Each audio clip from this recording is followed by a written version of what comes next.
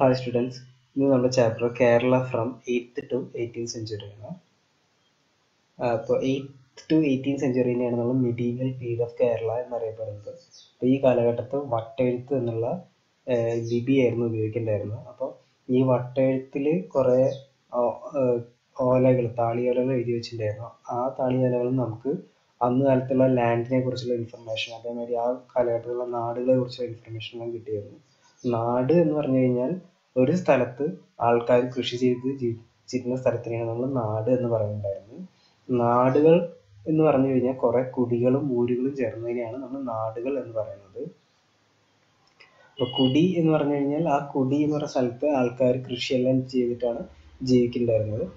അപ്പോൾ ഒരു കുടിയിലുള്ള മെയിൻ ആളിനെ നമ്മൾ കുടിപതി എന്നാണ് പറയുന്നത്. ഊര് എന്ന് പറഞ്ഞാൽ ഒരുപാട് കുടികൾ ചേർന്നതാണ് ഒരു ഊര് എന്ന് പറയുന്നത്. ഊരിലെ മെയിൻ ആളിനെ നമ്മൾ ഊരാളാർ എന്നാണ് വിളിക്കുന്നുണ്ടായിരുന്നത്. നാട് എന്ന് പറഞ്ഞാൽ ഒരുപാട് ഊരുകൾ ചേർന്നിട്ടാണ് നാട് ഉണ്ടാകുന്നത്. നാടിലെ മെയിൻ ആളിനെ നമ്മൾ നാടുവാഴി എന്നാണ് വിളിക്കുന്നുണ്ടായിരുന്നത്.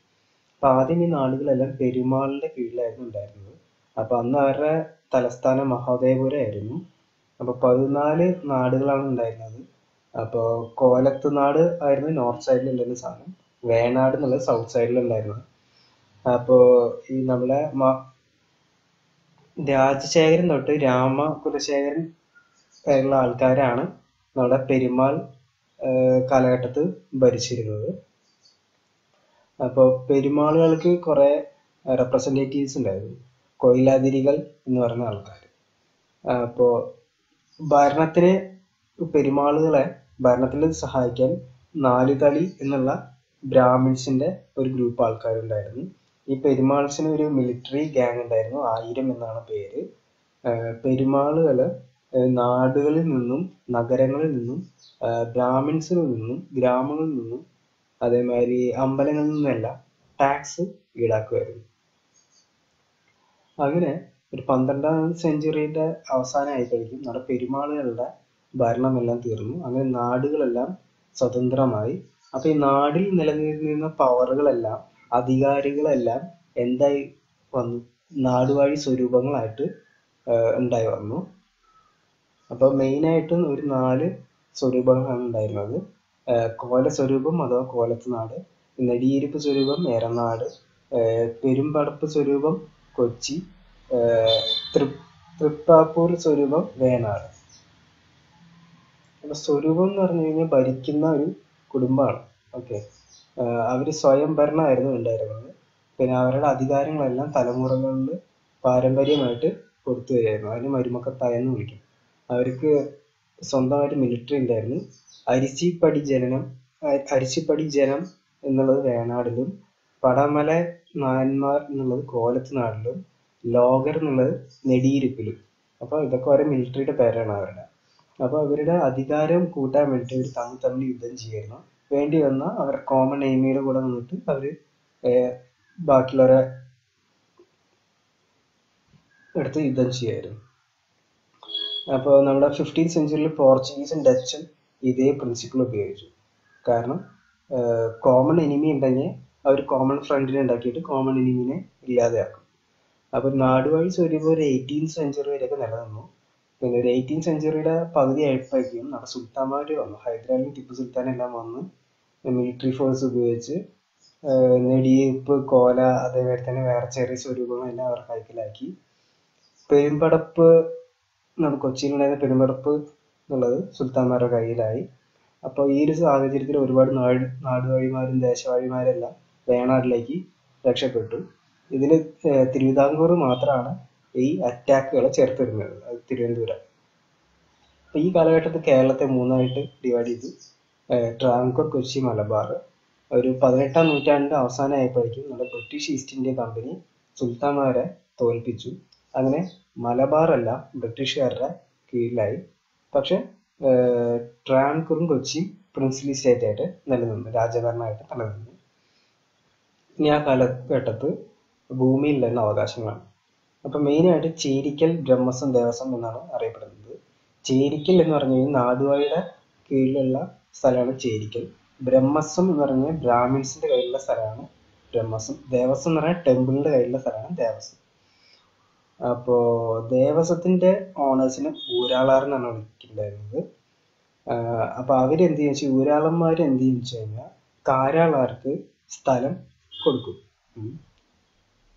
അപ്പോൾ എങ്ങനെ ഉണ്ടായെന്ന് വെച്ചാൽ നാടുവാഴികളുടെ കീഴിൽ ഊരാളാറുണ്ടായിരുന്നു, ഊരാളാരുടെ കീഴിൽ കാരാളാറുണ്ടായിരുന്നു. ഒരു 12th സെഞ്ചുറിയുടെയും 18th സെഞ്ചുറിയുടെ ഇടയിൽ നടക്കുന്ന കാര്യങ്ങളാണ് ഈ പറയാൻ പോകുന്നത്. അപ്പോൾ ആ കാലഘട്ടത്ത് ഈ പറഞ്ഞ മാതിരി പാരമ്പര്യമായിട്ടായിരുന്നു അധികാരം കൈമാറി പോകുന്നുണ്ടായിരുന്നത്. അപ്പോൾ ജന്മം എന്ന് പറഞ്ഞാൽ ലാൻഡ് എന്നായിരുന്നു അർത്ഥം. അപ്പോൾ ജന്മി എന്ന് പറഞ്ഞു കഴിഞ്ഞാൽ ആ സ്ഥലത്തിന്റെ ഓണേഴ്സിനെയാണ് നമ്മൾ ജന്മി എന്ന് പറയുന്നത്. അപ്പോൾ ജന്മിമാർ എന്ത് ചെയ്യുന്ന വെച്ച് കഴിഞ്ഞാൽ കുടിയന്മാർക്ക് സ്ഥലം ലീസിന് കൊടുക്കും. എന്നിട്ട് എന്ത് ചെയ്യുന്ന വെച്ച് കഴിഞ്ഞാൽ അവരവിടെ ഉണ്ടാക്കുന്ന പ്രൊഡക്ഷന്റെ ഒരു ഷെയർ ചോദിക്കും. ഇതിനെയാണ് നമ്മൾ വെറും പാട്ടം എന്ന് പറയാറുണ്ടായിരുന്നത്. ഈ അടുത്ത് പറയുന്നത് പണയപ്പാട്ടം. അപ്പോൾ ഇതെല്ലാം പെരുമാളിന്റെ കാലഘട്ട ശേഷം വന്നാണ് പണയപ്പാട്ടം. പണയപ്പാട്ടത്തിന് കാണം എന്നും ഒറ്റി എന്നും അറിയപ്പെടുമായിരുന്നു. അപ്പോൾ എന്ത് ചെയ്യണമെന്ന് വെച്ച് കഴിഞ്ഞാൽ ഒരാൾ സ്ഥലം ലീസിന് എടുക്കുകയാണെന്നുണ്ടെങ്കിൽ അവർ ഇന്ന് അഡ്വാൻസ് ആയിട്ട് ഒരു എമൗണ്ട് സ്ഥലത്തിന്റെ ഓണർക്ക് കൊടുക്കണം. ഈ സ്ഥലം ലീസിന് എടുക്കുന്ന ആൾക്ക് സ്ഥലം വിൽക്കാനുള്ള അധികാരമൊന്നുമില്ല. അപ്പൊ കുഴിക്കണം എന്നുള്ള ടാക്സ് ഇവരിൽ നിന്ന് ഈടാക്കുന്നുണ്ടായിരുന്നു. 18th സെഞ്ചുറിയുടെ ഒരു ഹാഫ് ആയപ്പോൾ സ്ഥലമെല്ലാം മെഷർ ചെയ്യാൻ തുടങ്ങി. അപ്പോൾ മലബാർ നമ്മുടെ മൈസൂർ സുൽത്താന്മാരുടെ കീഴിലായിരുന്നു. അപ്പോൾ സ്ഥലത്തിന് ടാക്സ് ഇട്ടിരുന്നത് ആ സ്ഥലത്ത് എത്ര സാധനങ്ങൾ എത്ര കൃഷി ഉണ്ടാക്കുന്നുണ്ട് എന്നുള്ളതിനെ ബേസ് ചെയ്തിട്ടാണ് സ്ഥലത്തിന് ടാക്സ് ഇട്ടുണ്ടായിരുന്നത്. അങ്ങനെ ബ്രിട്ടീഷുകാർ സ്ഥലം എല്ലാം സർവേ ചെയ്തിട്ട് സ്ഥലത്തിനെ സർവേ ചെയ്തിട്ട് സ്ഥലത്തിന് ഏക്കറുകളും സെന്റുകളായിട്ട് തരംതിരിച്ചു. അതേമാതിരി ഓരോ സ്ഥലത്തിന് സർവേ നമ്പറും കൊടുത്തു. അപ്പോൾ കൊച്ചിയിൽ നടന്ന ലാൻഡ് സർവേനെ കേട്ടെഴുത്ത് എന്നാണ് അറിയപ്പെടുന്നുണ്ടായിരുന്നത്. തിരുവനന്തപുരത്ത് നടന്നിട്ടുണ്ടായിരുന്ന ലാൻഡ് സർവേനെ കണ്ടെഴുത്ത് എന്നാണ് അറിയപ്പെടുന്നുണ്ടായിരുന്നത്. ഈ ലാൻഡ് സർവേനെ ബേസ് ചെയ്തിട്ടാണ് ടാക്സ് തന്നെ ഫിക്സ് ചെയ്തിട്ടുണ്ടായിരുന്നത്. അപ്പോൾ അഗ്രികൾച്ചർ ആൻഡ് ഒക്യുപ്പേഷൻ ഗ്രൂപ്പ്. അപ്പോൾ കൃഷി ചെയ്യുന്ന സ്ഥലങ്ങളെ വയൽ, പറമ്പ്, പുരയിടം, മലമ്പ്രദേശങ്ങൾ എന്നാണ് അറിയപ്പെടുന്നത്. വയലുകളിൽ മിക്കവാറും നെൽകൃഷിയാണ് ഉണ്ടായിരുന്നത്. പറമ്പിലും നെൽകൃഷി ഉണ്ടായിരുന്നു. അതേമാതിരി കിഴങ്ങ് വർഗ്ഗങ്ങൾ, തേങ്ങ, ഇഞ്ചി, മഞ്ഞൾ അങ്ങനത്തെ എല്ലാം പറമ്പിലുണ്ടായിരുന്നു. പിന്നെ മലമ്പ്രദേശങ്ങളിൽ ഫോറസ്റ്റ് പ്രൊഡക്റ്റും അങ്ങനെയുള്ള ചില സാധനങ്ങളൊക്കെയാണ് ഉണ്ടാക്കിയിട്ടുണ്ടായിരുന്നത്. പിന്നെ കൃഷിക്കുള്ള വെള്ളത്തിനെ ആശ്രയിച്ചിട്ടുണ്ടായിരുന്നു നമ്മൾ സൗത്ത് വെസ്റ്റ് മൺസൂണായ എടവപ്പാതിയിലും നോർത്ത് ഈസ്റ്റ് മൺസൂണായുള്ള തുലാവർഷത്തിനും ബേസ് ചെയ്തിട്ടാണ്. പിന്നെ വളമായിട്ട് ഉപയോഗിക്കേണ്ടായിരുന്നു ചാണകവും ഇലകളാണ് ഉപയോഗിക്കേണ്ടായിരുന്നത്. ഇനി ഒക്യുപ്പേഷണൽ ഗ്രൂപ്പ്, തൊഴിലുമായി ബന്ധപ്പെട്ട ഒരു ഗ്രൂപ്പുകൾ ഉണ്ടായിരുന്നു. അപ്പോൾ കൃഷിയുമായി ബന്ധപ്പെട്ടുള്ള ഗ്രൂപ്പ് ഉണ്ടായിരുന്നു. പിന്നെ ഹാൻഡിക്രാഫ്റ്റ്, കരകൗശല വസ്തുക്കൾ ഉണ്ടാക്കുന്ന ആൾക്കാർ, പിന്നെ മെറ്റൽ കൊണ്ട് സാധനങ്ങൾ ഉണ്ടാക്കുന്ന ആൾക്കാരുടെ ഗ്രൂപ്പ് ഉണ്ടായിരുന്നു. കച്ചവടവുമായി ബന്ധപ്പെട്ടുള്ള ആൾക്കാരുടെ ഗ്രൂപ്പ് ഉണ്ടായിരുന്നു. നെയ്ത്തും അതേമാതിരി തന്നെ എണ്ണ ഉണ്ടാക്കുന്ന ആൾക്കാരുടെ ഗ്രൂപ്പ് ഉണ്ടായിരുന്നു. പിന്നെ അമ്പലവുമായി ബന്ധപ്പെട്ട് കഴിയുന്ന ആൾക്കാരുടെ ഗ്രൂപ്പ് ഉണ്ടായിരുന്നു. പിന്നെ നാടുവാഴികളെ ഹെൽപ്പ് ചെയ്യുന്ന ഒരു ഒഫീഷ്യൽസിന്റെ ഗ്രൂപ്പ് ഉണ്ടായിരുന്നു. അപ്പൊ അന്ന് കാലത്ത് ഒരു പണി ചെയ്യുന്ന ആൾക്കാർ അവർക്ക് മക്കളുണ്ടായ അവരും അതേ തൊഴിൽ സ്വീകരിക്കും. അങ്ങനെ തൊഴിൽ സ്വീകരിച്ച് ആ തൊഴിലിന്റെ ഗ്രൂപ്പ് കാസ്റ്റായി മാറി. അപ്പോൾ അടിയാളന്മാരാണ് അന്ന് കൃഷി ചെയ്തിരുന്നത്. അവർ ലോ കാസ്റ്റ് ആയിട്ടാണ് അന്ന് കണ്ടിരുന്നത്. ബ്രാഹ്മിൻസിനെ അന്ന് ഹൈ കാസ്റ്റ് ആയിട്ടാണ് കണ്ടിരുന്നത്. അതേപോലെ തന്നെ സ്ഥലം കയ്യിലുള്ള ആൾക്കാരെ ഹൈ കാസ്റ്റ് ആയിട്ടും ആ സ്ഥലത്ത് പണിയെടുക്കുന്ന ആൾക്കാരെ ലോവർ കാസ്റ്റ് ആയിട്ടാണ് കണ്ടിരുന്നത്. അപ്പോൾ ഒരു 19th സെഞ്ചുറിയൊക്കെ ആയപ്പോഴേക്കും തന്നെ മലബാർ, കൊച്ചി, ട്രാവൻകൂർ എല്ലാം ഉള്ള ആൾക്കാരെല്ലാം കാസ്റ്റിനെ ബേസ് ചെയ്തിട്ട് ക്ലാസിഫൈ ചെയ്യാൻ തുടങ്ങി. അടുത്ത ട്രേഡ് റിലേഷൻ. നമുക്ക് കരമാർഗവും കടൽ മാർഗവും ഒരുപാട് കച്ചവടം നടന്നിട്ടുണ്ട്. അപ്പം നമ്മുടെ മെയിൻ സെൻറ്റേഴ്സാണ് കൊടുങ്ങല്ലൂര്, കൊല്ലം, കോഴിക്കോട്, മാടായി, വളപട്ടണം എന്നുള്ള സ്ഥലങ്ങളെല്ലാം. അപ്പം ട്രേഡിങ് ചെയ്യണമെങ്കിൽ നമുക്ക് മൂന്നായിട്ട് തരംതിരിക്കുക: regional trade, long distance trade, foreign trade. Regional trade എന്ന് പറയുന്നത് ചന്തയിലും അങ്ങാടികളിലെല്ലാമാണ് റീജിയണൽ ട്രേഡ് നടന്നിരുന്നത്. അത് നമുക്ക് നിത്യോപയോഗ സാധനങ്ങൾ വേണ്ടത്. ഇപ്പം ലോങ് ഡിസ്റ്റൻസ് ട്രേഡ് എന്ന് പറഞ്ഞാൽ ഇന്റർ സ്റ്റേറ്റ് ആയിരുന്നു. കർണാടക, ആന്ധ്ര, തമിഴ്നാട് അങ്ങനെയുള്ളതിനെയാണ് ലോങ് ഡിസ്റ്റൻസ് ട്രേഡ് എന്ന് വേണ്ടായിരുന്നു. ഫോറിൻ ട്രേഡ് എന്ന് പറയുമ്പോൾ അറബ്സ്, ചൈനീസ്, യൂറോപ്യൻസ് അങ്ങനെ ഇന്റർനാഷണൽ ലെവലിനെയാണ് നമ്മൾ ഫോറിൻ ട്രേഡ് എന്ന് പറയുന്നത്. അപ്പോൾ അഞ്ചുവണ്ണം മണിഗ്രാമം എന്നുള്ള ഒരു തൊഴിൽ സംഘം അല്ലെങ്കിൽ ഒരു വ്യാപാര സംഘം 14ാം സെഞ്ചുറിയിൽ ഉണ്ടായിരുന്നു. അപ്പം അന്ന് കാലഘട്ടത്തിൽ നമുക്ക് കരമാർഗം കടൽ മാർഗം നല്ല ട്രേഡ് നടക്കുന്നുണ്ടായിരുന്നു. ആദ്യം നമുക്ക് ട്രേഡ് ഉണ്ടായിരുന്ന അറബ്സും ചൈനീസൊക്കെ ആയിരുന്നു. പിന്നെ 15th സെഞ്ചുറിയിൽ പോർച്ചുഗീസ് എല്ലാം കൂടെ വന്നു. അപ്പോൾ ഈ യൂറോപ്യൻസ് ഇവിടെ വന്നതുകൊണ്ട് അറബ്സും ചൈനീസും ആയിട്ടുള്ള ട്രേഡ് എല്ലാം നമുക്ക് കുറഞ്ഞു, കേരളക്കാർക്ക് കുറഞ്ഞു. പിന്നീട് യൂറോപ്യൻസ് നമ്മുടെ കേരളത്തിൽ അവരുടെ ആധിപത്യം ഉറപ്പിക്കാൻ തുടങ്ങി. കൾച്ചറൽ സിന്തസിസിൻ്റെ കാര്യം, അതായത് അത് പറയാൻ നേരത്തെ അന്ന് കാലഘട്ടത്ത് പല മതത്തിലും ജാതിയിലുള്ള ആൾക്കാർ വളരെ ഒത്തൊരുമയോട് പോയിട്ടാണ് നമ്മുടെ നാട്ടിൽ കഴിയുന്നുണ്ടായിരുന്നത്. നമ്മുടെ റൂളേഴ്സ് എല്ലാ മതങ്ങളെയും ഒരേമാതിരിയാണ് കണ്ടിരുന്നത്. അന്ന് കാലത്തുള്ള നാടുവാഴികൾ നമ്മുടെ ബ്രാഹ്മിൻസിനും ടെമ്പിൾസിനും ലാൻഡ് എല്ലാം ഡൊണേറ്റ് ചെയ്യുമായിരുന്നു. അതേപോലെ നാടുവാഴികൾ ബാക്കിയുള്ള റിലീജിയൻസിനൊക്കെ ചില സ്പെഷ്യൽ അവകാശങ്ങൾ കൊടുത്തിരുന്നു. Society controls. അപ്പോൾ റൂൾസ് ആൻഡ് റെഗുലേഷൻ അന്ന് നമ്മുടെ മിഡിയൽ പീരീഡിൽ ഉണ്ടായിരുന്നു. അപ്പോൾ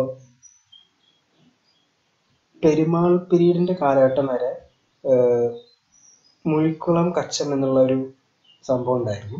അത് ബ്രാഹ്മിൻസിന് മാത്രമായിരുന്നു അതുണ്ടായിരുന്നത്. പിന്നീട് പെരുമാളിൻ്റെ കാലം കഴിഞ്ഞപ്പോൾ പുതിയൊരു കസ്റ്റം വന്നു, കീഴ്മര്യാദ എന്നുള്ളത് വന്നു. അപ്പോൾ കീഴ്മര്യാദക്കകത്ത് വേറെ കുറച്ച് സബ് ഡിവിഷൻ ഉണ്ട്. ദേശമര്യാദ, തൊഴിൽ മര്യാദ, സ്വരൂപ മര്യാദ, ശൂദ്ര മര്യാദ, ജാതി മര്യാദ.